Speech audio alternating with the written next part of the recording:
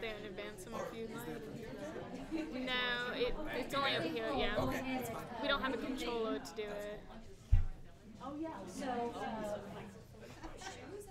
before we have our speaker for today, I'm going to take a moment to leave you with some key thoughts that you can ponder in the car on the way home that will maybe summarize what we've talked about today. And Claire and I just came up with this new abbreviation for this, the CCT, which is, these are the key words for libraries in the future. C is collaboration, and the other C would be community engagement or community. They paid attention. Yeah. And then the big T would be trust, yes. We also thought we'd take a moment to reflect on Tara's comments this morning, because I think it really rings true across all of our conversations today when she said we can be as strong as we want to be. So this is, you all did well paying attention. So we'll move to our keynote speaker, and as I mentioned moments ago, this is like the dessert after a fine meal. This is the highlight of our day. And we're so glad to have Miguel here with us, and Lee is going to share some introduction. Good afternoon. I'm Lee Schiffer. For those who don't know, I'm the interim, emphasis on interim, chair of the Department of Library and Information Studies here at UNCG. And it's my pleasure to introduce our Cora Paul Bomer Lecturer. We need to get that in because it's being funded by the Cora Paul Bomer Lecture Fund. Miguel Figueroa. It's a fascinating career. I've known Miguel for 7 hours now. And I haven't had the chance to talk about the junctures in his career, but I think they may be quite interesting. He is a graduate of Arizona State University in Tempe, Arizona. As most of you know, 60%, 70% of our students have undergraduate degrees in history or English. Miguel has a double undergraduate major in history and English. And as a consequence, I assume, he entered the program, the library program at the University of Arizona, where he graduated as a member of the first cohort of their Knowledge Rivers program, which is a program funded by IMLS that is in some ways similar to our own ACE program. He went from there, not to a library job particularly, but to a really fascinating juncture I really wish I knew more about, and that was from 2003 to 2006. He was doing acquisitions work and marketing for Neil Schumann Publishing, one of the major library publishers in the country. Obviously decided he needed to get a real library job somewhere along the way, and ended up in the medical library at New York University, where he was network services coordinator from 2006 to 2009, at which point the American Library Association picked him off, and he became director of the Office for Diversity and Prospective Scholarship and the Office for Literacy and Outreach Services at ALA from 2009 to 2012, where he made another abrupt juncture. Curious to find out what that was about too. I guess maybe discussed it at ALA, I'm not sure. But he became director of member programs for the American Theological Library Association. The American Theological Library Association, most of you don't know, is the major mainstream theological library association in the country. There are a number of others.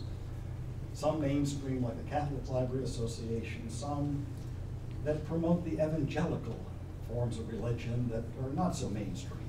But this is the big one, basically.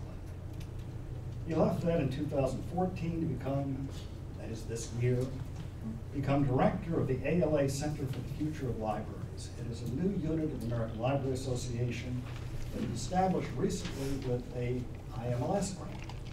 I've gotten 3 plugs for IMLS in here, so pay attention to that. Anyway, without further ado, Miguel.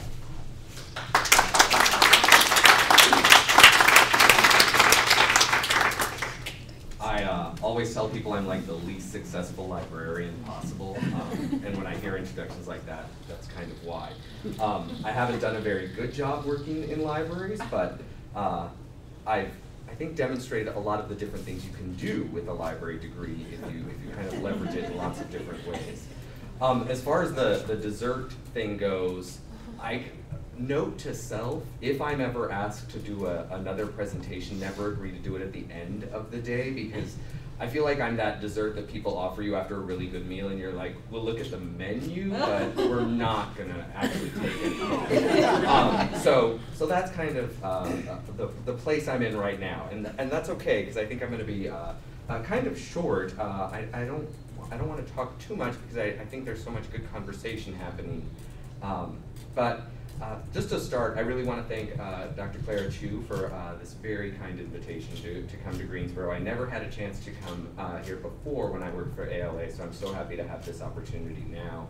And a really sincere thank you to all of you, because the conversations that have been happening here have been so great, and I feel so energized by a lot of what's happened here, and it also makes me really miss the work that I had the chance to do in the Office for Diversity and Office for Literacy and Outreach Services, but we'll get to that in a little bit. Yeah, the first time was Office for Diversity and Office for Literacy and Outreach Services, and then since May I'm kind of back and doing this. I'm always reluctant to say Center for the Future of Libraries because it sounds like there's columns and like you enter it. I keep calling it the Project on the Future of Libraries, and I think that's enough for people to kind of go off of. So where did we get this idea? I really want to be clear that the work that we're doing is really informed by the American Alliance of Museums, and they have a Center for the Future of Museums that they started around 2007, 2008, right around there, and they have a fantastic founding director, Elizabeth Merritt, and my understanding from Elizabeth and other people that I've spoken with is that the board of AAM kind of in a strategic planning said, what we'd really like the association to do is to help us figure out what what museums will be like in 100 years.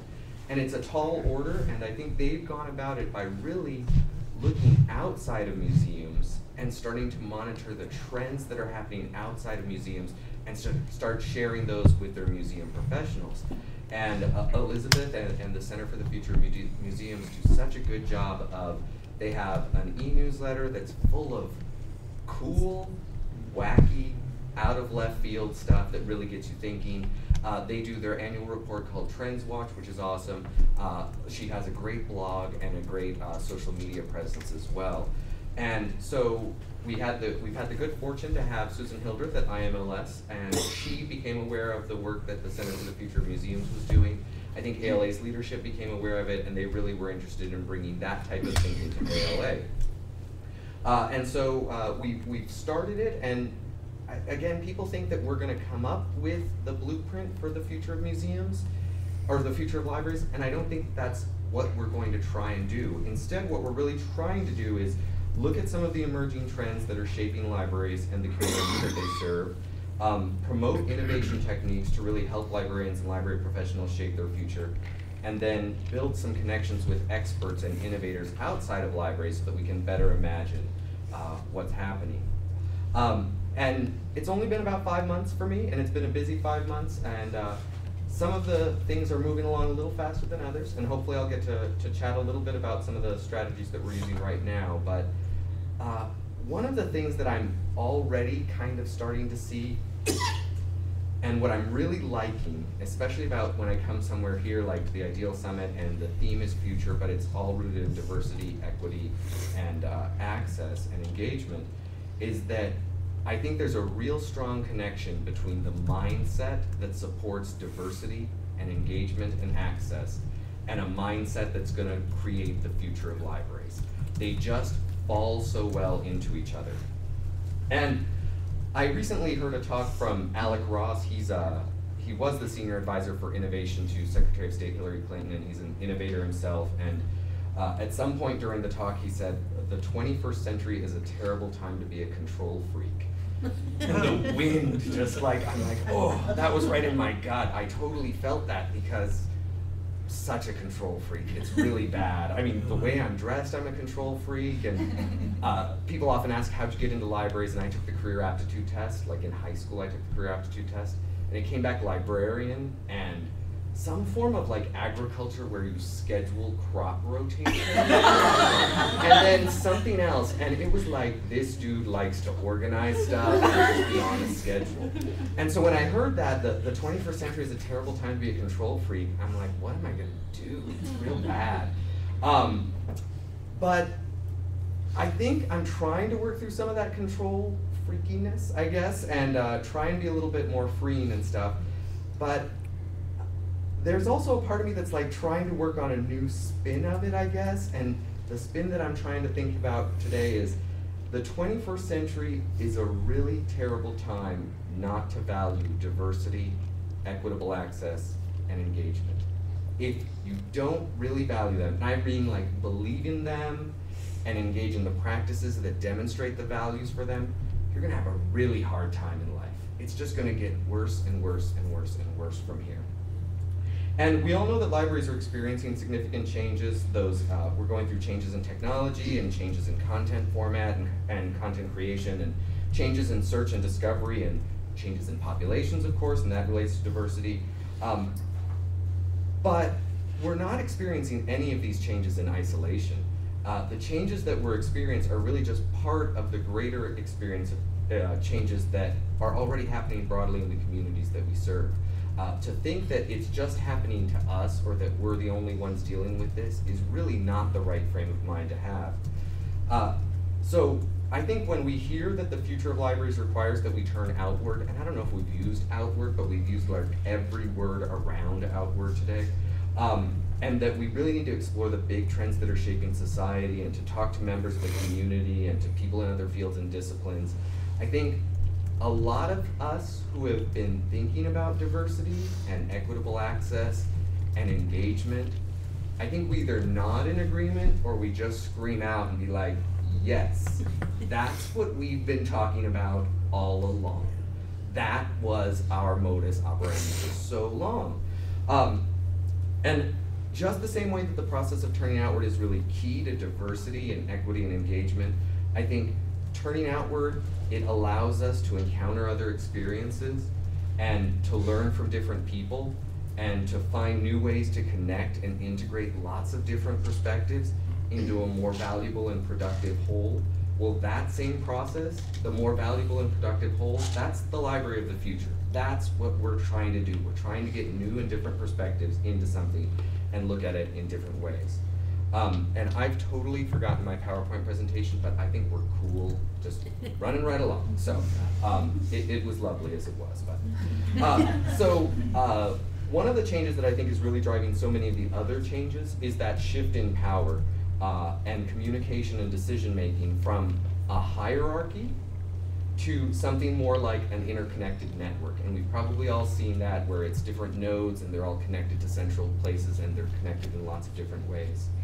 And I think there was probably a time when we could look at that hierarchy at some level and identify the library's place in it. And we were part of a structure and we had a defined role and we had a set purpose and set services, and people knew that if they wanted what we had, then this is where they went and this is how they had to use it in this very specific way, and that they had to act a certain way when they came to it. And Gerald said assume. I think you were one of the first people to use that, assume. We assume. The time of assumption is kind of over. Like, it's just, that's not happening in this new network format. It's just not real anymore. And so I think instead of being in that hierarchy now, we're really in this larger network, and we're on equal footing with individuals and networks and clusters of individuals and other organizations and other networks and clusters of organizations. And we can either be that little spot in the network that's super connected to lots of different things, or we could be that spot on the network that's maybe off on this side and then we're connected to a couple other things. We can choose how we're going to do things. And technology has obviously forced a lot of the change. It's given people a lot of new ways to talk with each other and to talk to institutions and to organizations. And because they can now talk to institutions and organizations, they expect that institutions and organizations are going to talk back to them in a way that's real.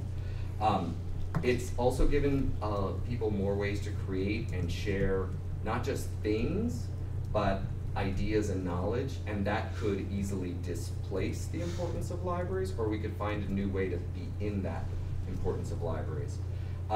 It's also changed the relationship between people and institutions. It's made it so that in institutions and organizations, we really need to engage in this conversation if we want to build and maintain relationships. Engaged in the conversation, not waiting for people to talk to us, not just talking to people, but talking with them in a conversation, I think.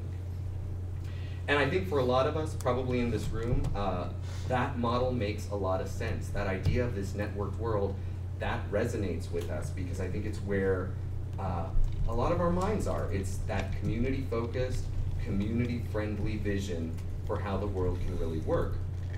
And I think, and we were just chatting that Claire and I were saying, you know, this is a model that the best of libraries and librarians have probably been working in for a while at least. Tara was talking about something and she goes, it sounds really basic, and I think it sounds really basic because it's kind of obvious, and that doesn't mean that it's old school, it just means that it's timeless and true. While we're talking about the network though, I think it's also probably important to think that that's a model that our diverse communities have long been working in.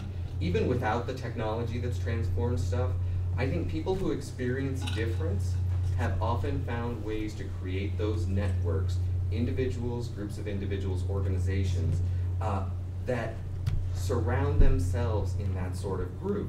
And within those groups, people talk with each other and they create and share resources and knowledge, and they form organizations and institutions that share their interest in a particular dimension of difference. And I think those communities together have always wanted to do more, and I think those types of communities, of people who have experienced a certain type of difference, they don't want to do more just for themselves and not just on their own. They always want to do more for themselves as a group. They want to be respected and they want to be acknowledged and included in conversations. And I think if they're not respected and acknowledged, they found different paths to their purpose. So they would not work through the hierarchy. They're going to find another way to do something. So I think right now, the diverse communities that we have, whether it's communities around race and ethnicity, or ability, or sexuality, or economic issues, whenever they're around those dimensions of difference, I think they've been working through these network models to accomplish their goals even before the changes in technology and communication. And so I don't doubt for a second that most of the networks are gathered around these experiences of difference. I don't doubt that they've gone away because communication and technology have come into play. I think they've probably only strengthened because of those opportunities. And probably the even weirder thing is that more of them have been created because now we have greater opportunities to talk with other people who have those shared experiences with dimensions of difference. And we have more ways to create those different networks based on the diversely diverse lives that we live. And so I think a lot of this is to say that especially when we go out and do the community engagement and the collaboration and the trust work that we're hoping to do, one of the things that I think we should start to assume is that more and more of the points and clusters within that network pattern are probably going to be based around experiences of difference. So people are going to, you're going to approach people and they're going to want to share their experience of difference with you, and they're going to want you to acknowledge that difference. And so as libraries kind of settle into this less hierarchical and more networked world, we're going to have lots of opportunities to reach out and engage with other points of the network. I think that's absolutely true. But we really need to get ready for the fact that when we reach out, one of the things that we'll really find is that there are a large number of points and clusters around diversity.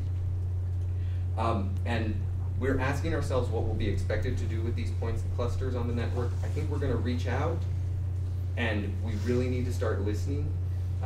We need to start better understanding communities' experiences and also try and figure out what their interests are and their aspirations. We're going to build partnerships, of course. And in that building the partnership, I really think as much as it might help our funding and as much as it might help lots of other dimensions of what we're doing, it's also going to help us bring their point in the network a little closer to us. And then we'll build relevance by knowing more about each other and kind of doing more for and with each other. So Two of the kind of rallying cries that I keep hearing, especially for the center, but in futuring circles, is one of them is the future cannot be predicted, but futures can be invented. And the second one is the best way to predict the future is to invent it. And we've probably all heard these or variations of these at some point in our lives. And the first one is the future cannot be predicted, but futures can be invented. Was Dennis Gabor, he was a Nobel Prize-winning physicist, and he wrote that in his 1963 book, Inventing the Future. And he was really saying that, it was in a section of the book, and he was kind of arguing that even as rational thinking and technology advances, humans will never be able to fully predict the future. But we can start to hone in on some of the possible futures that could arise as a result of the information that we have available. So it's that trend scanning approach kind of thing. And he believed that by better mapping out our way to possible futures that might exist based on our current conditions, we could play a more active role in determining our fate. The latter is probably the more popular variation. The best way to predict the future is to invent it. It's so empowering. And that's from Alan Kay, who's a computer scientist who's known for his work in Atari and Xerox and some other things, Tron, the movie.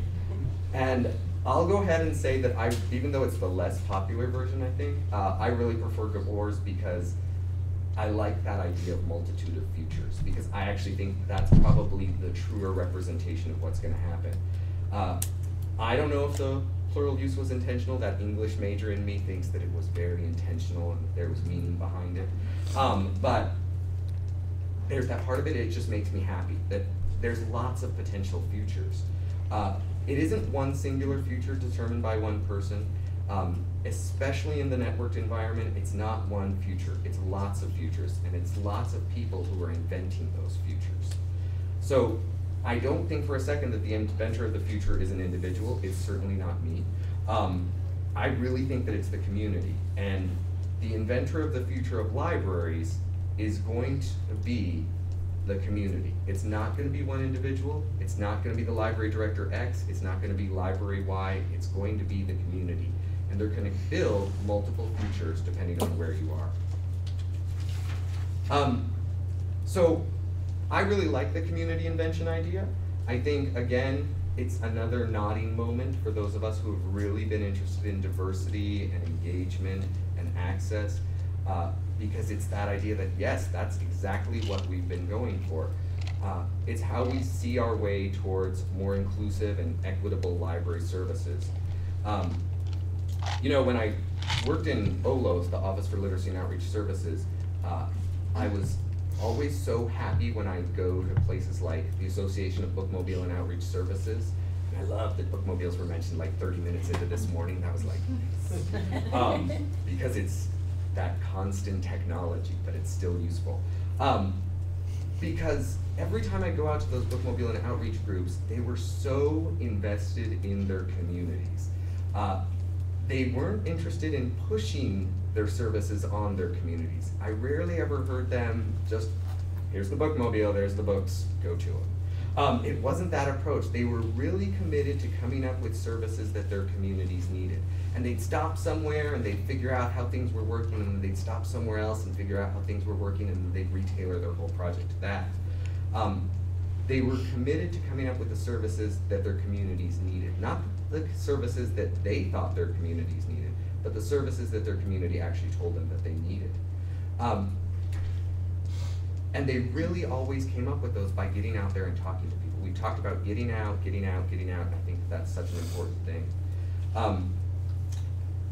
Carla Hayden, who's the executive director of the Enoch Pratt Free Library and was a past president of ALA, a great president of ALA, she wrote that the commitment to inclusive service delivery means involvement of the entire community and all community stakeholders. I think that that's invention with the community. Inclusive services, involvement with the entire community. Seisha Orange, who was my predecessor in OLOS, Seisha was the person on my second day at ALA. She said, oh, I'm retiring, and you're also going to be in charge of this. Thank you, Seisha. You could have told me that during my interview or something, but you waited. And Robin Osborne, Robin was the outreach services consultant for Westchester Library System. They always ask, like, invent with the communities. They ask, do we collaborate with colleagues as well as with the members of the communities we serve to make sure our services are qualitative and effective? I think we spend a lot of time collaborating with our colleagues, and it's great, but do we collaborate with our communities to really make sure that we have effective and qualitative services? And then one more person that I would love to grow up to be, Maureen O'Connor, who was Director of Library Services at Queens Public Library. She always said, get out the door and be players in the community. And I think that Tara said the players piece. And I forget, I think Maureen was quoting somebody else, but she talked about library advocacy sometimes becomes library, library, library. And it's a very one-sided conversation. It's just talking to people and being like, I have the answer. Stop talking. I have the answer. It's the library. The library, the library, the library. And instead, there's this idea of being the player. Go out and converse in the conversations that other people are having.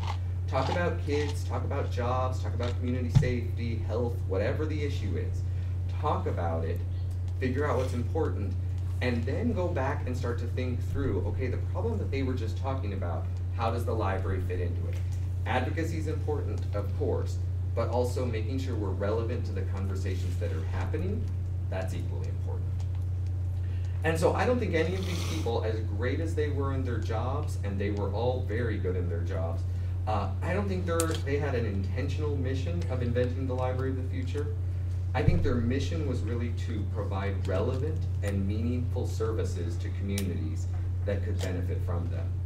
And I think they knew, and probably all of the really great outreach and community librarians know, that the best way to invent the library of the future is probably to make sure that it's relevant today so that you can kind of keep growing with your community.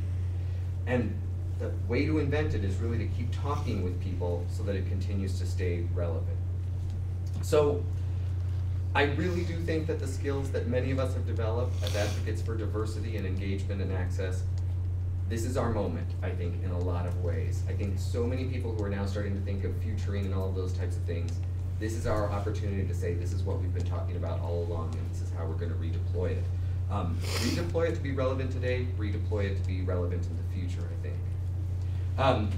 And I just want to kind of close out this line of my thought with a very kind of human resources perspective, I guess.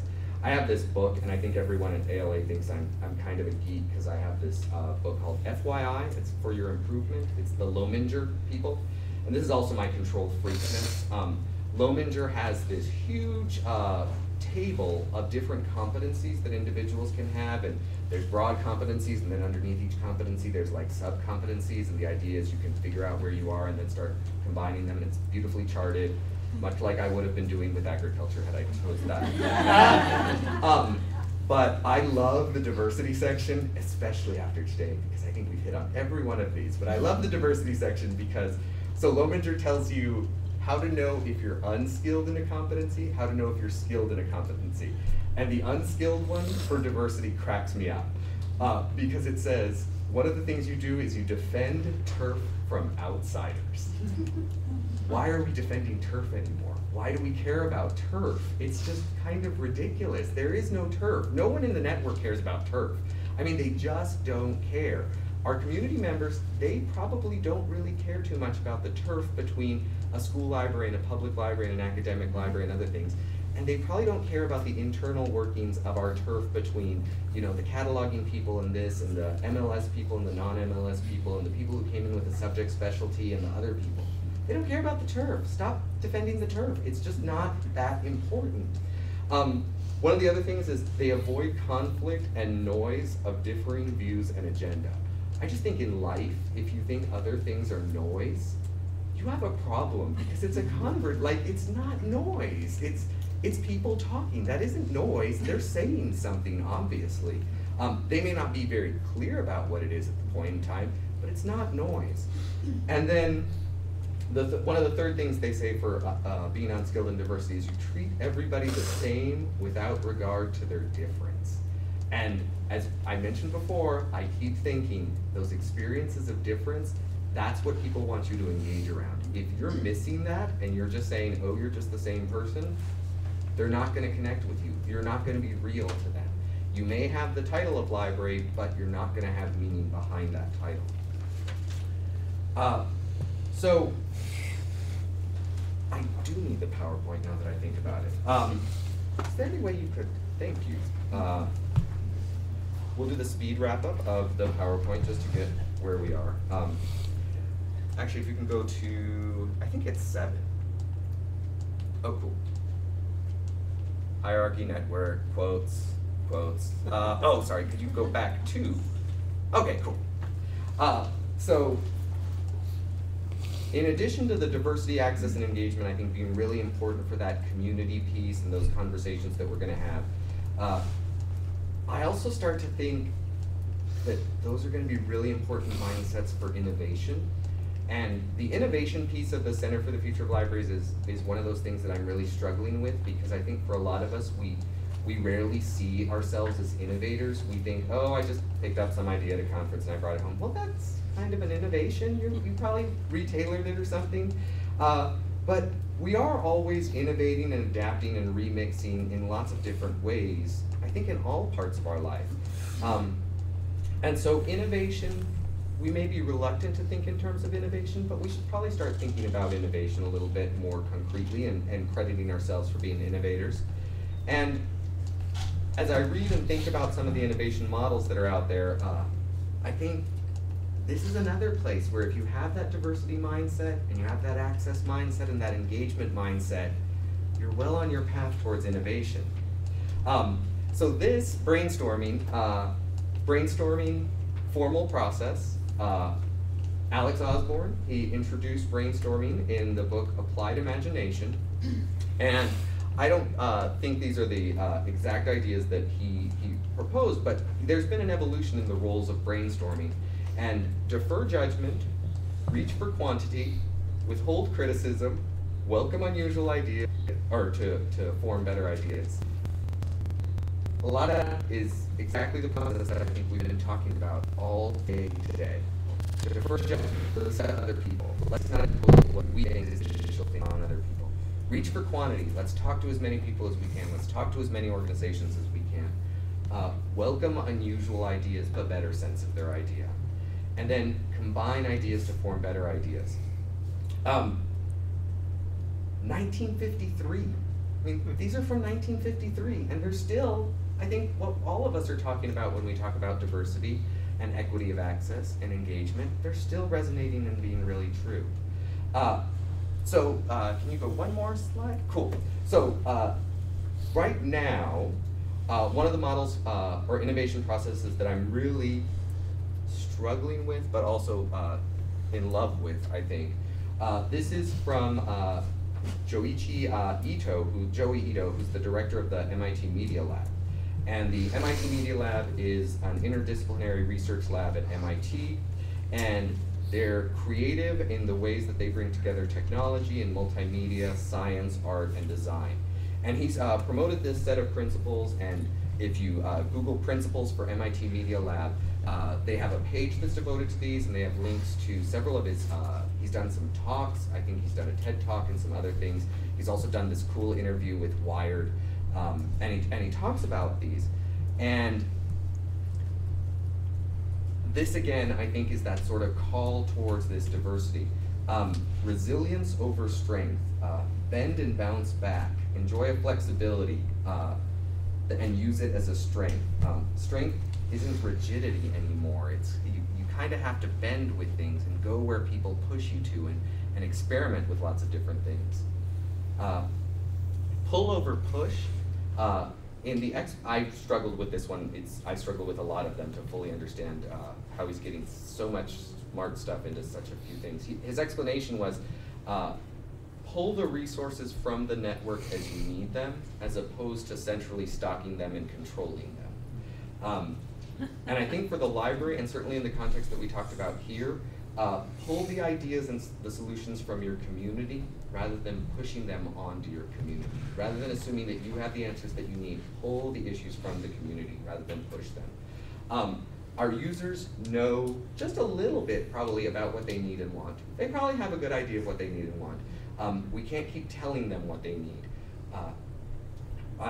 The Fayetteville Free Library in New York, they have a great maker space at the Fayetteville Free Library, and I went to visit them in Syracuse, and they have the nicest staff. They just have like nice staff from libraries, from Syracuse's information school, and they're young and they're excited and they're very happy, etc. And then I toured the makerspace, and there are all these high-tech things. Of course, they have the 3D printers and they have the media production things, and then they have sewing machines and ironing boards, and they have like the toolkits and everything. And I kind of like looked at it and I'm like, how do you know how to move from 3D printer to sewing machine to quilting thing and everything? And they kind of said, oh, no. We talked to the community and they told us that they'd love to do sewing or something. And then somebody raised their hand and said, I'll teach the sewing. So they pulled the resources rather than trying to stockpile everything in the library and say, we're gonna know everything, we're gonna be the authority. They pulled the resources and gave people the platform at the library to do what they do well and to let them leverage that experience. You know, when I was in Olos, we'd often try and do, we had a grant program, the American Dream Starts at Your Library, and it gave grants to libraries that were interested in providing English language, programs to English language learners. And I was always so impressed by those librarians who went out and they didn't take the $5,000 to buy something for the library or to do anything like that. They took the $5,000 to form a partnership, whether it was a GED program or something else, and they brought the GED instructors in because they said, we're not the whole of the solution, we're a part of the solution. We're just part of it. And what part can we contribute to the solution, and what part can we get from the community to do things with? Risk over safety. We can't plan everything, and planning everything doesn't necessarily make things better or more successful. The 21st century is a terrible time to be a control freak. We spend so much time planning everything that could go wrong or every direction that this project could go in, instead of just trying to risk it, learning from that risk quickly and moving on. I love compasses over maps. I think that's one of the coolest things, the compasses over maps, because what we really need is something that helps to point the way, even as that's changing. Even as we take missteps, it'll continue to help us point the way. It's not a fixed map that tells you how things were laid out at one point in time, but it's communities and our connections to communities that'll really help point us in those directions that we need to go. I've had so many people ask, like, oh, you're gonna come up with a plan for the future of the library, and I'm like, no, I don't think so, because that would be really boring and it wouldn't work. Like, it's just gonna change. There's no blueprint. Compasses over maps. Practices over theory. Sometimes you don't know why it works, but I think what's important is that it's working. Not that you have the theory behind why it's working, not that the theory aligns with what you think the theory is, but that it's working. So I was at University of Arizona and at the School of Information Resources and Library Sciences with two of the best people that I could ever hope to be there with. Pat Tureen was the director of the Knowledge River program and has been one of the best mentors I could ever have, I think, and has been just such a good friend. And Dr. Brooke Sheldon was the director at the University of Arizona then. And Brooke passed away, I think, two or 3 years ago. And when she passed away, I realized how much one of these stories that she told us stuck with me. She talked about how she was working for, I think it was the State Library in New Mexico, and they were providing resources to tribal communities. And so what Brooke and her colleagues decided to do is they're like, we're gonna do these deposit collections of books and we're gonna place them where the people come where the tribal communities come, and so that they can have access to these books. And she said that pretty soon some of the library staff started to come and say, the patrons are taking the books and they're not bringing them back. They're like, it's not working. It's not how we had planned for it to work, and it's not how our regular processes work, and it's not how the library works.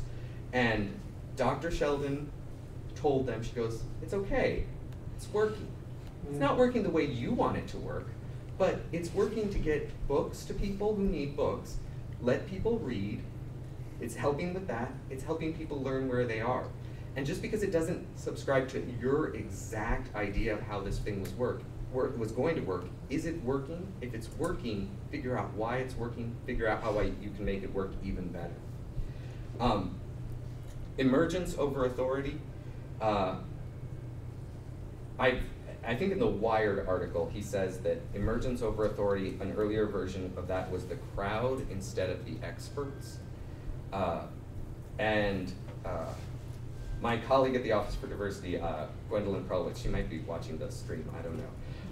She makes fun of me because I always quote The Wisdom of Crowds, James Soriecki's Wisdom of Crowds. Has anyone read that? If you want a great book that, I don't know if he intentionally started out to explain diversity, but he explains diversity with The Wisdom of Crowds. Because he says that if you gather a diverse enough group of people, they will make consistently better decisions than experts.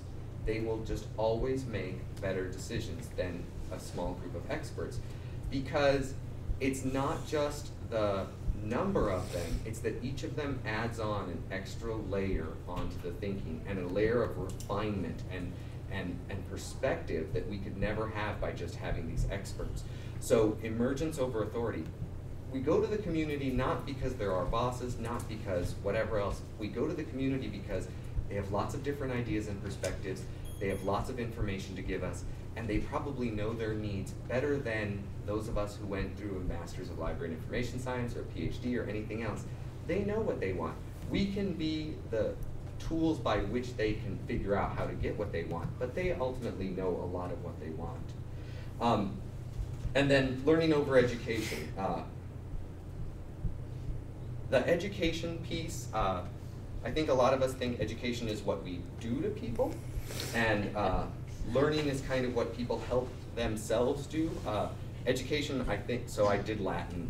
I went to Catholic school and I did Latin for like 6 years, so I should know this, but education is educo, to lead out of, and I don't know that we've kind of drifted a little bit further away from that, but that idea of learning so that people can learn with us rather than just coming to us for this authority or section.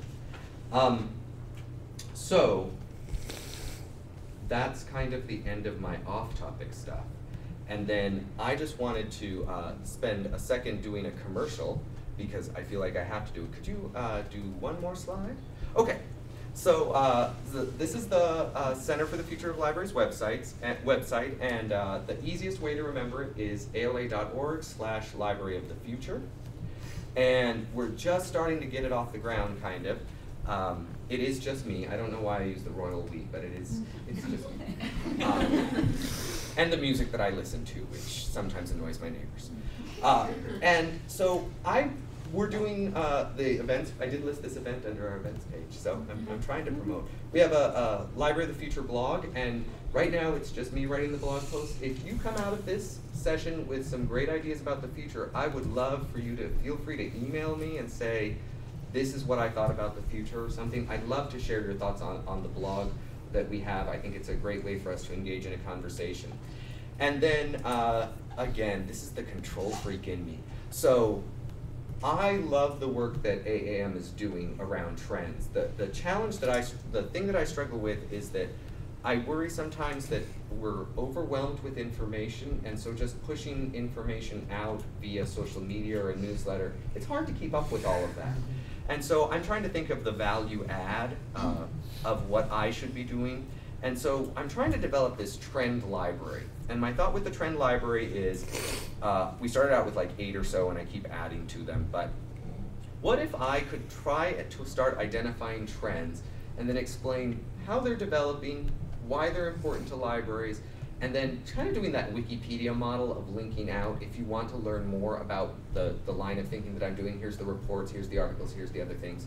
And I update them pretty regularly. I end up sifting through a lot of information, but So that's kind of the model that I'm going through. These aren't the 10 most important right now. These are just the starting place.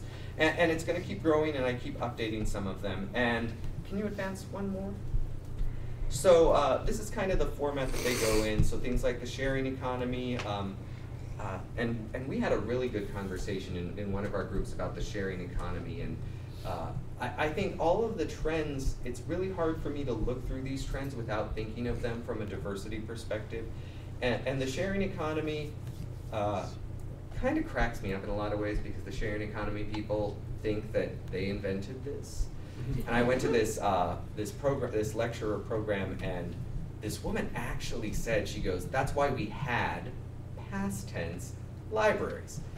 And she was a very nice woman, and she was doing interesting things. She does this Books on the Underground project, where she leaves books on subways in the UK, and she's brought it to New York and DC and Chicago as well. And she was very proud of the serendipity that she provides to readers. It's also walking the shelves, but that's okay. But I don't know if it was intentional, but she goes, that's why we had libraries and past tense. And I really think that the distinction that they are trying to make is that they're sharing experiences, but they're using technology as the tool by which they share these experiences. And so the technology connects and creates communities. And I think libraries, we've probably done a good job of using technology, but I don't know that we've done as much as the other these other sharing economy models by providing a way for people to network together around what they're sharing. That's probably part of our privacy issues and everything. But we were talking in this conversation earlier this afternoon about the concern I have with the sharing economy when it comes to diversity is it's also dependent on trust and profiles. And I think it was Salon this week, Salon.com had this thing of, does the sharing economy have a race problem?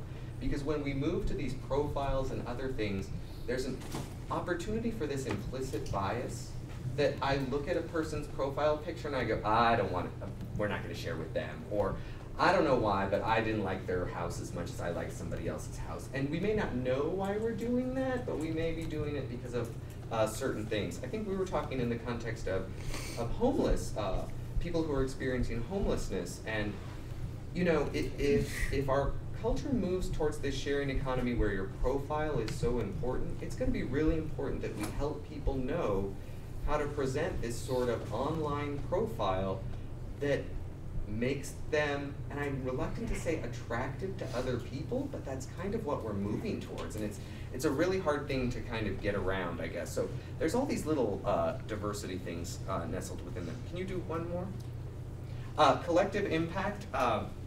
I think we've been talking around collective impact. Collective impact is Stanford Social Innovation Review had this really influential article that talked about how the big problems like immigration or hunger and homelessness and poverty or even educational outcomes, that we have to stop this idea that one organization and one funded initiative can really make a difference, and instead the collective impact is how can we create a broad coalition where everybody's contributing to a collective impact outcome. And I think that influenced me to start thinking of like the library is part of the solution. We're putting too much pressure on ourselves if we think we're going to be the whole solution. We can be a part of the solution and contribute to these collective impact models. The challenge I think with these collective impact models though is where do the community-based organizations, especially the small community-based organizations, where do they fit into these collective impact models? Are they going to be on the radar of big funders? Are they going to be on the radar of big coalition builders? Will they have opportunities for their voices to be heard in these types of collective impact models? And then one more, please, and this is it. And then connected learning was, I didn't know about connected learning. Beth Yoke that we spoke about earlier, she's the director of the Young Adult Library Services Association, and she asked me, she goes, can you make sure to cover connected learning in your trend library? And I said, sure. So I did some research around the connected learning thing. And it's that idea that it's a peer-to-peer relationship and people are creating and it's project-based and activity-based, and it advances this idea that people will be motivated to learn and will retain their learning better if they're self-motivated by their own interests and by their own experiences and they pursue those things. And I thought this was awesome and great. And then I went to I went to this talk for the Chicago Humanities Festival, and it was Ruth Simmons, I think it's Ruth Simmons, who is president of Brown University. She's the first African-American to lead an Ivy League university. And she gave a really interesting talk, but at one point she said one of the biggest challenges of our world is still that we only know a part of our experience in life. We only know our own experience in life. So if you grow up from a perspective of difference, it's hard for me to know an experience that does not include my Hispanic perspective. It's hard for me not to know the experience of a single mother because I was raised in a single parent household, and other people have other perspectives. And so I think for libraries or this connected learning is a challenge because we want people to pursue their own interests, but we have to know that some people have a smaller vision of the world because they've had fewer opportunities. So if we just pursue this idea of like, oh, we're gonna let people pursue their own interests, we're gonna perpetuate kind of a split society where the people who knew from the outset and had the opportunities to, they're gonna pursue all the STEM and other things, and then other groups, it's gonna be a harder hurdle for them to do, and the libraries still are gonna have to be that sort of great equalizer of sorts. So this is the direction that I'm going in. That's the end of the commercial, I guess. I'm more than happy to have you all check them out. I love emails from people who are just like, you need to do this. I'm done.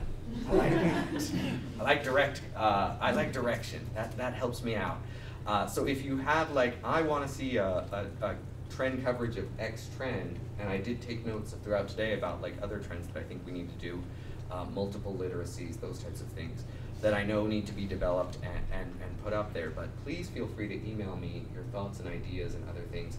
My long-term hope is that this trend library can be a tool both for our own professional development to kind of stay current on these things, but also a tool for us to talk a little bit more with our communities and engage in strategic planning and figure out, well, which of the trends did I really like and do I think my community can work through, and which of the trends kind of scares me and I don't want us to go down that path, or I want us to be careful about certain things, and how do we plan so that we work with the trends that work with us and kind of plan against some of the trends that could be detrimental to our communities and to our users. So that's kind of it. Like you all had already covered, I gave too much of my presentation away at lunch, and at that second session, I was like, this is not fit. I'm never doing this again. I just need to like not listen to you all, or I don't know. We're all on the same wavelength. That's also a good feeling. So thank you all very much. I so appreciate the opportunity to have been here.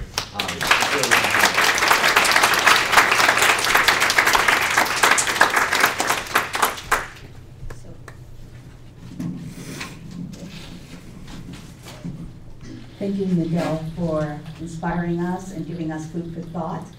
We have a couple minutes, so if there was a question, Yeah. You happy to take on a question? Yeah, I'm happy to be out from behind that. Are there any questions online? And we have about 20 people joining us online. Oh, so cool. good. Any question from the audience? So, I really like what you were saying about talking to the community and finding out their needs. That's something I've struggled with a lot. Part of my fellowship is creating opportunities, professional development opportunities for librarians in the Middle East and North Africa. And it took a lot of kind of soul searching to not just sit in my office in North Carolina and say, these are the things that we need to do there, but instead talking to the people that we were working with to see what they actually wanted. So I really like that, but I want to ask kind of a hard question. What happens when your community says, oh, we're good with Google, so no thanks? So I think that's when maybe we go into the reference interview mode, and we have those skills, and I think kind of trying to push a little bit further beyond, well, what are you getting from Google exactly? How good are you with Google? Because people do tend to kind of shortchange themselves or just think that's all that I need.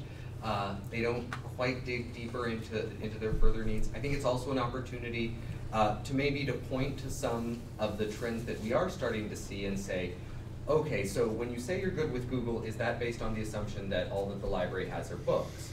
And if they say, well, yeah, that's all I thought you had, you can kind of open that conversation up to, well, what if we had a makerspace, or what if we had something else that could make us like Google, but also plus some other new and different things. I think I loved all three of the presentations this morning, but it cracked me up that everybody was like, I love to read and I love books. Because that's just the thinking that people have, is that we start and stop at books.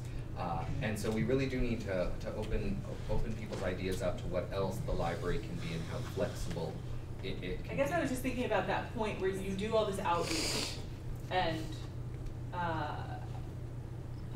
like, how far does the battle go? And, you know, you have to find that line where you are actually changing minds, as opposed to just, like you're saying, library, library, library, this is the solution. I think that's a fine line to walk, figuring out when people are willing to listen and when they're done listening. Yeah, yeah. I mean, the other thing is that if somebody says we're fine with Google, you may want to move on to the next person. Right. Or the next agency, or start out with other community-based organizations. I don't think there's, when I worked at NYU and we did stuff about public health with community-based organizations, I never met a community-based organization that said, oh, we're good. Right. We got everything. It's cool. Yeah. So I think the community-based organizations might be another starting point for us to go and say, what are you working on? What are you innovating right now? Listen to them. Before we ask, what do you think, what can the library do, or what can it be? What are you doing? What are you innovating with? What are your passions right now? And then think through them and then go back. If we lead with the library, are we engaging in a real conversation, or are we just pushing?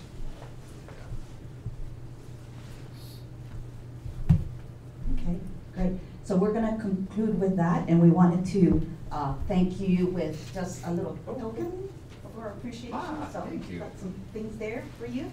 And so we thank Miguel again. Going with the metaphor of whether, you know, you provided dessert or not. So if you were a sundae, then you'll be the cherry on top. So I wanted to say thank you for that. And I think what he was able to share with us is to shift our paradigm a little bit in terms of thinking not from a hierarchy, but from a network perspective. Because one of the things that we are good at is that sharing economy. So think of people as part of that economy, and us building on those relationships that we can find as a foundation. And so thank you for that.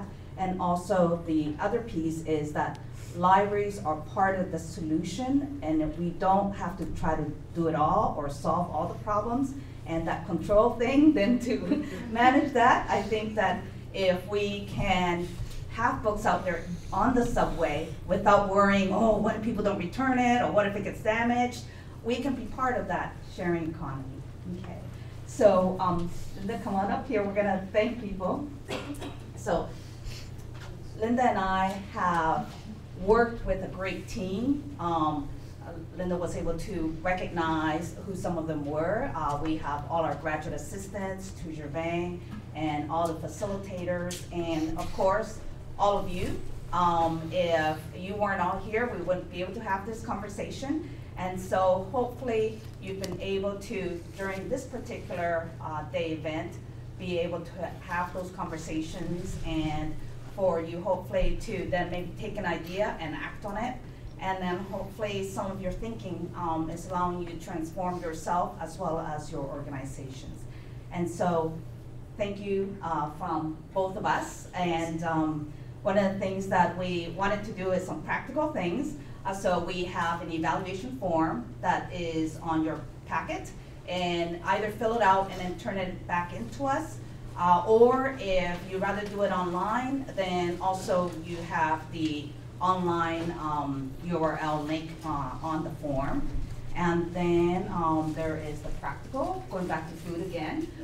We have extra food, so if some of you want to take a lunchbox or other things, please feel free to enjoy and take back home with you. And if anyone hasn't picked up a parking pass yet and you need a parking pass, we have those. And then lastly, if you haven't had a chance to sign on to the Declaration for the Right of Libraries, then we still have the the poster board at the back of the room, so please sign. And any last words, Ron? I think that's it. Okay, so thank you so much. Thank you for all those who joined us online, and look forward to seeing you next year. Bye-bye.